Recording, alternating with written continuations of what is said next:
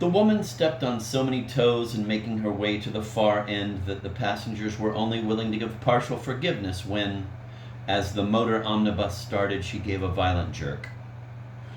First time I've ever been in one of these newfangled contrivances. It'll be the last if you ain't careful, said the conductor, punching a penny ticket. But I made up my mind to do it, addressing the others. Down in the country where I live, they've been throwing it up against me for some time past. And so I determined next time I come up to see my sister, I'd take a trip by one of them, just in order to see what happened, and here I are. A youth next to her with a girl companion mentioned that it was a pity they so often exploded and blew up in the air. The girl jerked with her elbow and begged him not to make her laugh in public. You think there's any likelihood? Asked the country lady tremulously.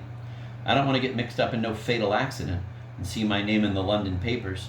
Shan't never hear the end of it that happens. Shan't never hear the end of it if that happens. Do they make any warning before they go off pop?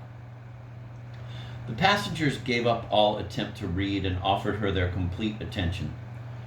So painful for friends, said a woman opposite, winking at the rest. Understand what I mean, having to come and sort out the bits and say, that looks like Uncle James's ear. If I could only find the other one, I should be able to start piecing them together. You see, they don't allow compensation unless you can produce the complete individual. That don't seem exactly fair. It isn't fair, agreed the humorous woman. But there's lots of things like that here in London. For instance, if the inspector came in now and found you sitting up in the first class part of the car, he'd want to charge you excess. In that case, she said affrightedly, taking a grip of her parcel, I'd better move down nearer towards the door. They made room for her in the newly selected position, the folk there not disguising their satisfaction with the change. The string of the parcel came undone, and they assisted her in recovering the contents. Giving everybody a lot of trouble, she remarked penitently. And that ain't my usual plan, not by no manner of means. Can I tempt you with an apple, sir? I don't know you, and I hope you'll excuse what looks like a liberty, but if you're a judge of a Ribston Pippin, you'll enjoy that one.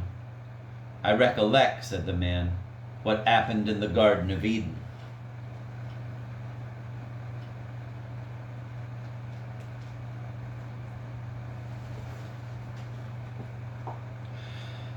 That were before my time, she said, putting it back into her pocket, but I always like to reward kindness wherever I come across it. And I must say you London folk are particular nice to strangers. Nothing you won't do for them. When I get back home, I shall tell my neighbors how pleasant you've been to me. What's that building supposed to be, may I ask? Pointing through the window at Bayswater Road. That, answered the man, is a monument put up to Julius Caesar, the chap, you know, who was in the Battle of Trafalgar. I remember, at least, I say I remember, but that's a lie. I recollect reading about it when I was at school. And isn't this a nice open part here, too? Trees and goodness knows what all. Richmond Park, explained her informant readily. That's the proper name of it. Thought that was situated a long way out. It's been moved. Ah, well, she said resignedly. I find the best plan in London is to take everything as it comes. What I've always been hoping. But there, it's no use talking about what isn't likely to happen. They pressed for details. It would be too much like luck for it to occur to me. But what I've always wished for was that I might catch sight, just for once in my life, of the new king and queen. Two passengers called her attention eagerly to a couple walking along by the railings, arm in arm, gave a fervid assurance. Well, well, well, fanning herself with an ungloved hand. To think of him strolling along with a pipe in his mouth for all the world like an ordinary individual, and not overdressed neither. That's something more for me to tell him when I get home. Wouldn't have missed the sight for anything. But I were always under the impression that he was a gentleman with a beard. Shaves it off just about this time every year. I see, she remarked contentedly. More for the sake of change, I suppose, than anything. Talking of that, I suppose there's nobody here could oblige me with silver for a sovereign. Out of sheer gratitude to an admirable target, they found the coin she required, and in giving her thanks, she mentioned that the sooner now that she reached Notting Hill, the better she would be pleased. They seemed to have a desire to conceal the truth, but the conductor happened to overhear the statement. He rang the bell sharply and informed her she was going in the wrong direction. She asked him to explain, pointing out that his conveyance certainly bore the words Notting Hill, and suggesting that he was possibly making a mistake. The delay to the motor omnibus induced her fellow travelers to declare that the conductor was telling the truth, and she bade them separately and collectively goodbye, expressing a hope that she might be so fortunate as to meet them again on some future visit to town. "And which way do I go now, young man?" "You get off the step," replied the irritated conductor.